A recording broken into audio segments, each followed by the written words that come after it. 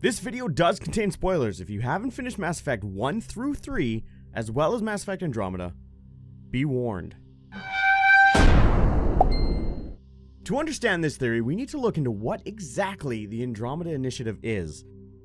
On the surface, the Andromeda Initiative was a species survival project founded in 2176 and launched in 2185, 1 year prior to the Reaper attack in the Milky Way galaxy. However, was the dominant Milky Way species the only species that was destined to go to the Andromeda Galaxy? The Andromeda Initiative was founded by Jien Garson, who traveled on the Citadel-like ship known as the Nexus. Congratulations on your successful acceptance into the Andromeda Initiative. My name is Jien Garson. Jien was the billionaire behind the initial funding of the initiative. However, after digging deeper into Alec Ryder's memories, it is revealed that the funds were low. And it so happened that a silent partner had invested their money into the research and development of the Andromeda Initiative and all of its technology. Little more is said about this silent partner until we learn about the actual events surrounding Jien Garson's death. Jien Garson was the founder and visionary. Unfortunately, she died on the Nexus during the Scourge disaster. We know that Jien passed away during the Scourge incident when the Nexus arrived in Andromeda.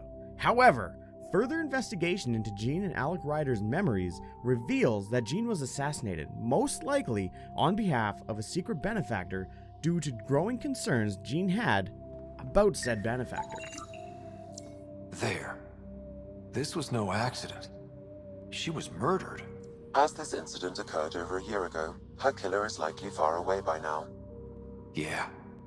But, wait. This whole area was shuttered back then. Didn't open until the Hyperion arrived.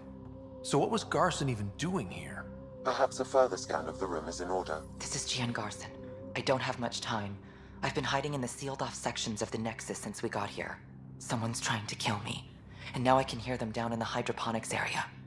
Now, most online theories of this benefactor are all speculation into who this could possibly be, with the most theories hovering around the elusive man, or another person within Cerberus.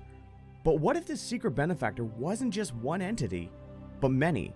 My initial theory upon completion of this game was about the Leviathans. So before we continue, let's jump into a quick recap about what the Leviathans actually are. In the Mass Effect DLC titled Leviathan, we learn that the Leviathans are a gigantic ancient race forced into hiding due to their inadvertent creation of the Reapers. We learn that they created an intelligence with the core directive to preserve life. Now, like most AI that we've seen, this one was no different in following their mandate fanatically. The short version of what happened was the intelligence came to the conclusion that the Leviathans were the major cause of the problem, and that once a civilization became advanced enough to create an AI, they ultimately became a danger to themselves and any other species. Thus, the intelligence had created the 50,000-year culling cycle. The pattern has repeated itself more times than you can fathom. Organic civilizations rise, evolve, advance, and at the apex of their glory, they are extinguished. Upon discovery of the Leviathans, we learn that they were content with staying hidden from the Reaper's gaze, content to watch advanced civilizations burn as long as they could remain hidden. Once the Leviathans realize that the Reapers can be destroyed by the current galactic species, led by Commander Shepard, they start to fight back.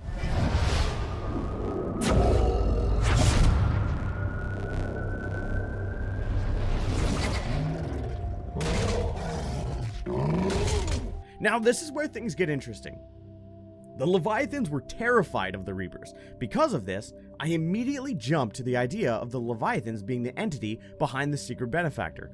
We know that the Leviathans have mind control abilities. We also know that the Leviathans have in the past shown themselves in Shepard's mind as changing their appearance into multiple people. Your mind belongs to me. Breathe. Something that we've kind of seen in Mass Effect Andromeda whenever the benefactor is being talked to on the comms channel. Having the Leviathans as the silent partners has a lot pointing to it, such as the technology used in the Andromeda Initiative. It's kind of like the refined AI. The idea that the Leviathans could control the mind of someone rich and powerful to further their plan into migrating it to Andromeda. The question left behind here is why? The Leviathans see themselves as the apex species. They are on top of the food chain, unmatched by anyone or anything. So why would they help preserve these lesser species unless they had begun their journey into Andromeda sometime before the Reaper attack to save themselves? We know that they can travel through space. We also know that the Leviathan artifacts act as a quantum entangled bridge between a Leviathan and its thrall. Like in Bryson's office. Move! I've got a shot!